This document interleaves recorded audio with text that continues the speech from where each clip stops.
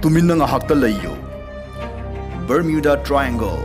hairiba mafamsida jahaz, plane amasung hi kaya ama hek swai mangi dana hainaribasigi chatnaba yagani thajaningai oi haiba anauba theory ama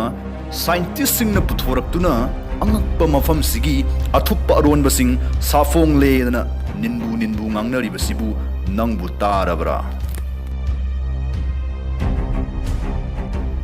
tadri haiba phare adudi aise nangi bhapna sabana budhau ni edana nai haktang khal loinana napukning changna wari si tau. Bermuda Triangle haibasi malem sinna thungna fauraba prithvi sigi nomna ama oina khwaidagi ngakpa mafam singi manungda amani. Fana honadunasu angakpa mafam sigi irol nungda thuptuna thamliba arotpasidi kanana su thiba fangdana laglibani.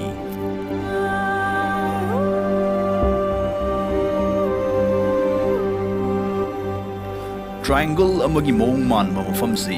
North Atlantic Ocean da lay. Miami,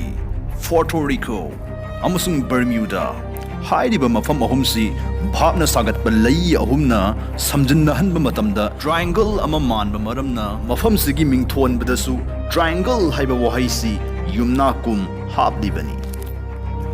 Plane cham yankaigi mathak pochai honaba jahaz kaya amasung hi kaya ama hairiba o mongol gi masak oiraba hainabi mafam sidaida mangkhibadagi hektabada aki tujungba pokhanba ngamba masagi oiba maming ama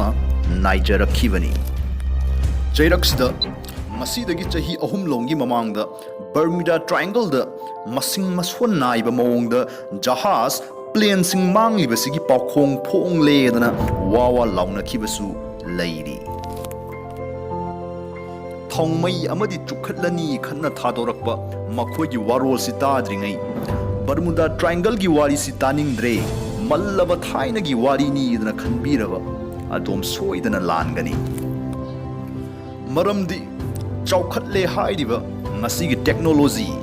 amasung ipau phaudok phaujin taunanabagi leiriba thak wanglaba communication system si leina ikui dribadasu tamthiraba angakpa thokdoksi thokribani.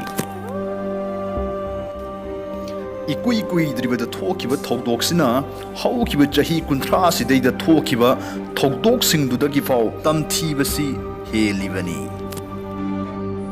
Thokdoksi 2015 gi October gi tarik amada thokibani. Hairiba numit sidaida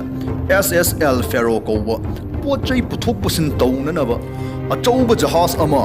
ikhang haudana mangki. Phut chatret ka marfu tara sangba jahasida karna chingba maljang kaya haplaba matungda jahasibu yengshinnanaba shenanaba miyoi kunthra humdoi ga loinana Florida gi Jacksonville hairiba mafamsidagi Puerto Rico maikai pangba horakhi. Talaksidaida mile cha kharagi arapada shakti leiraba nong nungsit amasu sungatpa hauraklammi.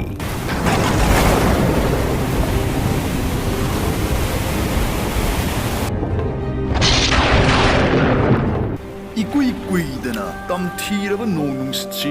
yaushillatuna jahasi ungduna koishinki. Masigi hek matungdagidi miyoi kunthra humdoina saba crew dudagi karigumba wahi natraga signal amata phangba ngamkhide. Itha thajadana mapangal kallaba nong nungsitu khanging ingthaki adubu maraibak thikraba SSL Ferogi langla langjal amata phangba ngamkhide. Jayol kaya changna thiba humba chatharaba matungda imaidagi Phut lising tara manga luthana yungsinduna luptuna lerambadu thengnarakhi. Ngaklibadi jahastuda tongkhiba miyoi kunthra humdoidugi khudam changdam amata phangba ngamkhidabasini. Yengbiribasingbu 2003 gi kalen thada ngai haktang puduna chachage. Prank amasung Romino Leone Kova, Nona Yumba Lambida, Konda Minarakpada Ngaidiva, Matai Manao Ani, Makoigi Toidona Lu Helava, Putara Taruk Sangba, Hidu Tongduna, Nga Fana Vidamak, Florida Gi Point and Beards, Tadoki. Adubu, Matai Manao Anisi, Amuk Hanna Kananasu, Ubadi Funkidre. US Coast Guardna, Numit Kayani Changna Thi Hummada, Pangmalaktabadagi, Thi Buhumbagi Tabaktusu, Adumak Lepki. Atopa Togok Ama 1999 da Cargo Freighter Genesis Kova, Pochai Honaba Jahas Ama, Tan Chamri Humpu Mangarongi, Malgaloinana, Shen Pinshen Haidiva, Mapam Sigidamak, Spain Gi Tangpum Tadoktuna, He do Tauba, Hauraklammi. Adubu, Jahasigi Maraibaksu, Adumangai. Hainabi Mafamsina, a Chowa Sa Amagi Saktam Lauduna, Pumyot Yoshin Krabagum, Adumak Manki. Tazabayava, Paugil Kunnamada. Numituda, Jahasigi Manak Naglapna, Honduna Laiba Yamada, Maraibak Tiba Taraba Jahasidagi, Kudong Tiba Tagadore Haibagi, Kolama Laki, Haidi.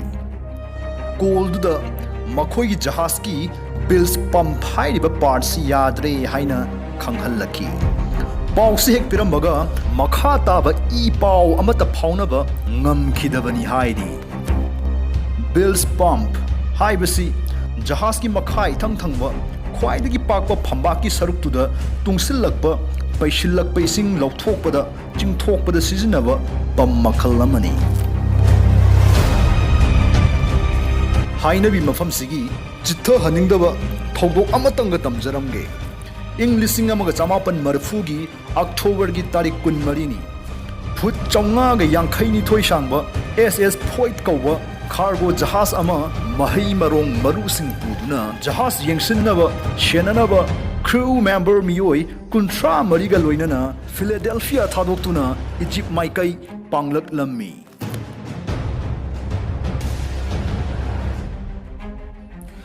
Jahasigi Captain Masamak Jahini Puma Toichupna, Samudra the Mato Torok Lava, Lamit to Mit Marik Chumna Kanglava, Mioi Amani. Atopa Mioi Shimdusu, Adumangai, Amana Amadagi Tadana, Mato the Kuloida Bangakta, Oidibani.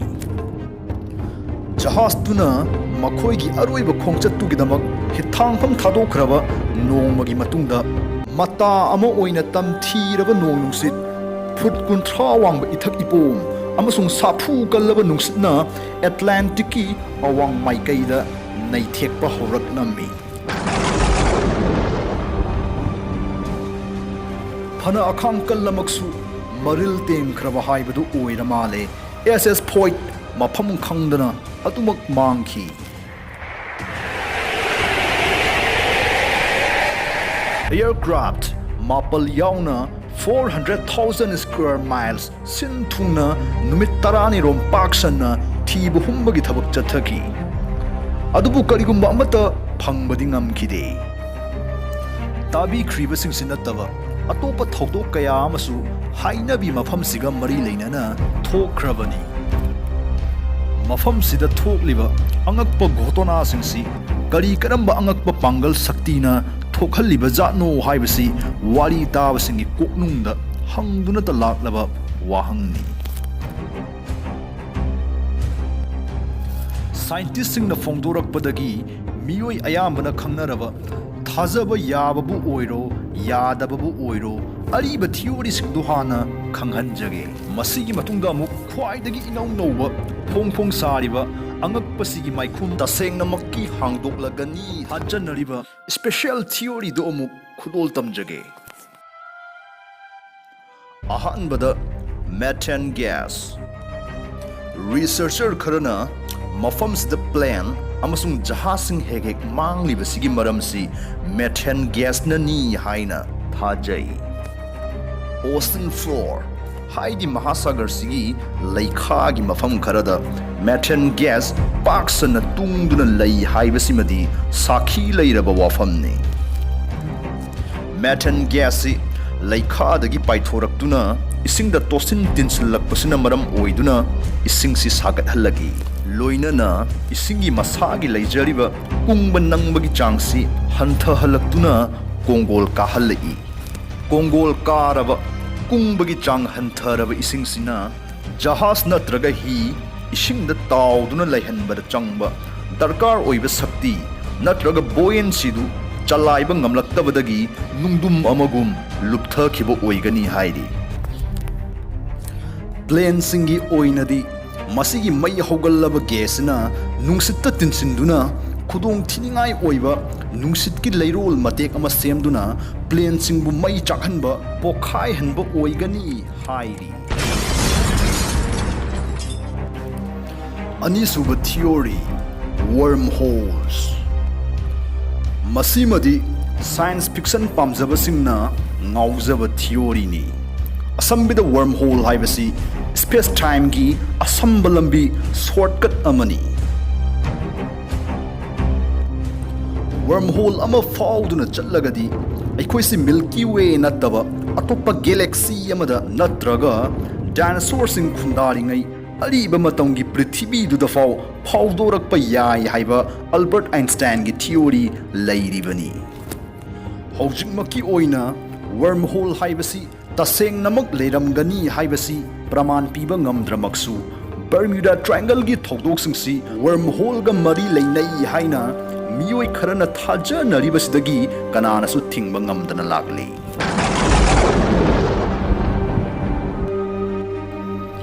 ahum suba theory da water spout natraga achamba londa isingda sitpa akanba nonglei nungsit hairibasi bermuda triangle da hek sitli haibasi researcher kharana khangba ngamki masigi isingi nonglei nungsit china isingsi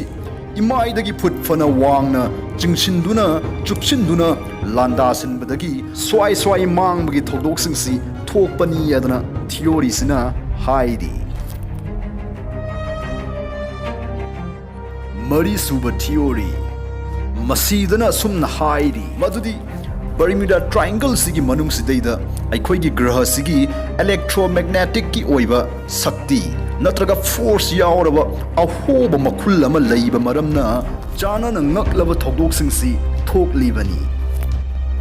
maikai lepnaba khulai compass si hainabi mafam si hek yaurakpaga mathau hek lepi haina pirakpa report sing laikhrabani bermuda triangle sisu compass na awang maikai onbada bera hek kaba prithvi gi atangba mafam singi manungda amani masina maram oiduna hi honba natraga jahaz thauba singbu chamam na handuna lambi manghanbasu oi thoktaba natte manga suba theory masigi theory simadi ngakpa pamjaba singi oinadi kayadi khoithum loi adum oinamak miyoi kharanadi mafam sigi thodok pumnamak chection daba amasung soibadagi thokpa ngaktani adana hairi tawbagidi mafam sida amana amadagi khandokpham khangdaba iman manaba island haidi ithat kaya amasu leidibani masiga loinana wayong chadaba mafam sigi nungsit khusit nongju nungsa hairiba singsina maram oiduna jahaz thauba amasung plane pilot singbu karigumba ashoiba ama natraga ama tawhanduna accident hek thokhanbani haidi theory number 6 aliens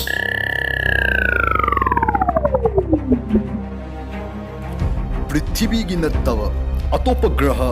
natraga ahangba taibang malang space dagi lakpa jiba singi thoidokpa sakti amana bermuda triangle da plane amasung jahaz na chingbasi manghallibani haiba theory ni number 6 se adubu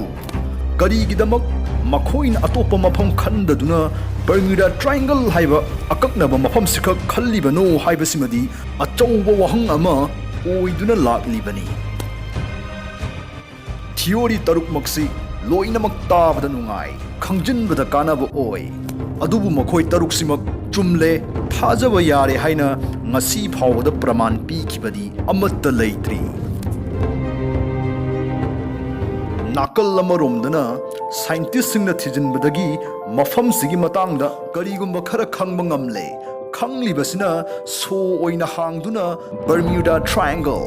ꯍꯥꯏꯔꯤꯕ ꯃꯐꯝꯁꯤꯒꯤ ꯑꯔꯣꯟ ꯑꯊꯨꯞ ꯃꯤꯌꯥꯝꯗ ꯈꯪꯍꯟꯕ ꯉꯝꯂꯦ ꯍꯥꯏꯔꯛꯂꯤ꯫ ꯁꯥꯏꯟꯇꯤꯁꯁꯤꯡꯁꯤꯅ ꯍꯥꯏꯔꯤ ꯃꯐꯝꯁꯤꯗ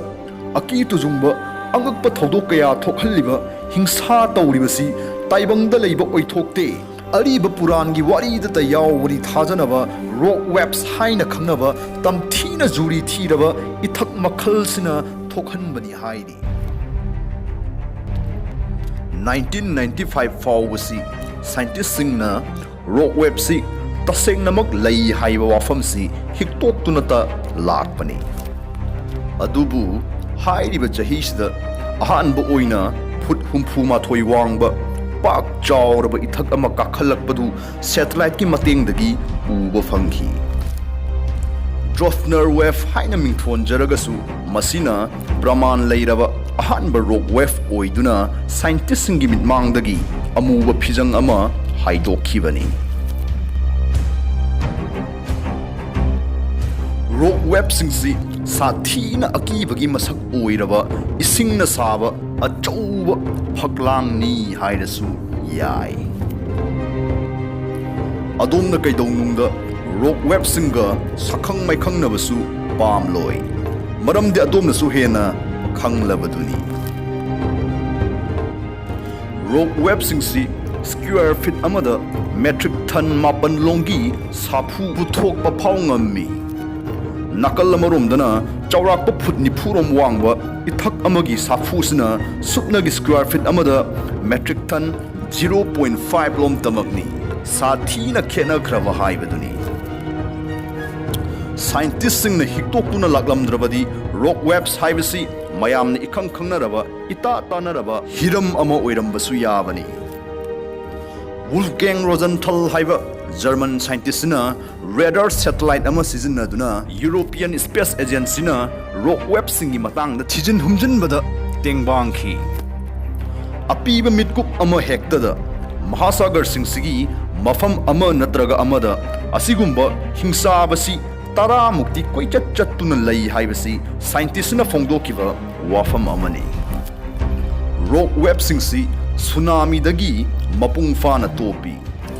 ꯃꯔꯨ ꯑꯣꯏꯅ ꯖ꯭ꯋꯥꯔ ꯍꯥꯕꯅ ꯂꯝꯖꯤꯡꯗꯨꯅ ꯊꯣꯛꯍꯟꯕ ꯁꯨꯅꯥꯃꯤ ꯍꯥꯏꯔꯤꯕꯁꯤꯗꯤ ꯏꯃꯥꯏꯗꯗꯤ ꯄꯥꯛ ꯍꯦꯛ ꯎꯕ ꯐꯪꯂꯣꯏ꯫ ꯑꯗꯨꯕꯨ ꯃꯈꯣꯏꯅ ꯀꯔꯤꯒꯨꯝꯕ ꯇꯣꯔꯕꯥꯟ ꯌꯧꯔꯛꯄ ꯃꯇꯝꯗꯗꯤ ꯃꯈꯣꯏꯒꯤ ꯍꯦꯛ ꯂꯝꯕꯤꯗ ꯂꯩꯔꯝꯕ ꯊꯦꯡꯅꯕ ꯈꯨꯗꯤꯡꯃꯛ ꯃꯐꯝ ꯑꯃ ꯈꯪꯅ ꯑꯣꯠꯈꯥꯏ ꯅꯩꯈꯥꯏꯔꯝꯗꯅ ꯈꯛ ꯇꯣꯛꯇꯦ꯫ ꯅꯥꯀꯜ ꯑꯃꯔꯣꯝꯗ ꯔꯣꯛ ꯋꯦꯕꯁꯤꯡꯁꯤꯗꯤ ꯑꯌꯥꯝꯕ ꯃꯇꯝꯗ ꯀꯪꯐꯥꯜꯂꯣꯝꯗ ꯇꯣꯔꯕꯥꯟꯂꯣꯝꯗ ꯅꯛꯁꯤꯜꯂꯛꯀꯟꯗꯦ꯫ ꯃꯈꯣꯏꯁꯤ ꯃꯊꯣꯜ 9 ꯋꯥꯡꯕ ꯕꯤꯜꯗꯤꯡ ꯑꯃꯒꯨꯝ ꯐꯨꯠ 42 ꯋꯥꯡꯅ ꯂꯥꯛꯄꯁꯨ ꯌꯥꯎꯏ꯫ ꯑꯗꯨꯕꯨ ꯃꯁꯤꯅ ꯃꯈꯣꯏꯒꯤ ꯄꯟꯈꯩꯗꯨꯗꯤ ꯑꯃꯨꯛꯁꯨ ꯑꯣꯏꯗ꯭ꯔꯤ꯫ ꯁꯥꯏꯟꯇꯤꯁꯁꯤꯡꯅ ꯀꯨꯞꯅ ꯅꯩꯅꯔꯕ ꯃꯇꯨꯡꯗ ꯄꯤꯔꯛꯄ ꯊꯤꯑꯣꯔꯤꯒꯤ ꯍꯤꯁꯥꯕꯇ ꯃꯈꯣꯏꯁꯤ ꯐꯨꯠ 139 ꯐꯥꯎꯕ ꯋꯥꯡꯅ ꯀꯥꯔꯛꯄ ꯌꯥꯏ ꯍꯥꯏꯔꯤ꯫ ꯍꯥꯏꯔꯤꯕꯁꯤꯃꯛꯇꯤ ꯋꯥꯁꯤꯡꯇꯟ ꯗꯤ.ꯁꯤ.ꯗ ꯂꯩꯕ ꯀꯦꯄꯤꯇꯦꯜ ꯔꯣꯇꯟꯗꯥꯗꯒꯤ ꯐꯥꯎ ꯋꯥꯡꯕ ꯍꯦꯟꯒꯗꯧꯔꯤꯕꯅꯤ꯫ ꯔꯣꯛ ꯋꯦꯕꯁꯤꯡꯕꯨ ꯑꯃꯨꯛꯀ ꯍꯦꯟꯅ ꯈꯨꯗꯣꯡ ꯊꯤꯅꯤꯡꯉꯥꯏ ꯑꯣꯏꯍꯟꯕ ꯍꯥꯏꯔꯒꯗꯤ ꯁꯃꯨꯗ꯭ꯔ ꯑꯃꯁꯨꯡ ꯃꯍꯥꯁꯥꯒꯔ ꯃꯅꯨꯡꯗ ꯑꯍꯣꯕ ꯃꯈꯨꯜꯁꯤꯡ ꯂꯩꯕꯁꯤꯅꯤ꯫ ꯃꯈꯣꯏ ꯂꯩꯕꯁꯤ ꯍꯤꯡꯆꯥꯕꯒꯨꯝꯂꯕ ꯏꯊꯛꯁꯤꯡꯁꯤ ꯈꯨꯠ ꯈꯠꯇꯨꯅ ꯀꯧꯕꯒꯨꯝ ꯍꯦꯛ ꯍꯦꯛ ꯊꯣꯛꯏ꯫ ꯖꯍꯥꯖ ꯍꯤꯁꯤꯡꯒꯤ ꯑꯣꯏꯅ ꯑꯁꯤꯒꯨꯝꯕ ꯃꯐꯝꯗ ꯇꯥꯕ ꯗꯁꯥꯁꯤ ꯀꯌꯥꯗꯤ ꯐꯤꯕꯝ ꯇꯥꯒꯟꯗꯦ꯫ ꯄ꯭ꯔꯤꯊꯤꯕꯤꯒꯤ ꯑꯈꯪ ꯑꯍꯩ ꯄꯨꯝꯕꯅ ꯔꯣꯛ ꯋꯦꯕꯁꯤꯡꯁꯤ ꯇꯁꯦꯡꯅꯃꯛ ꯂꯩꯔꯦ ꯍꯥꯏꯕꯁꯤ ꯌꯥꯅꯔꯕ ꯃꯇꯨꯡꯗ ꯃꯈꯣꯏꯅ ꯔꯣꯛ ꯋꯦꯕꯁꯀꯤ ꯃꯇꯨꯡꯗ ꯊꯤ ꯍꯨꯝꯕꯒꯤ ꯑꯅꯧꯕ ꯂꯥꯂꯣꯡ ꯀꯌꯥ ꯌꯥꯠꯈꯤ꯫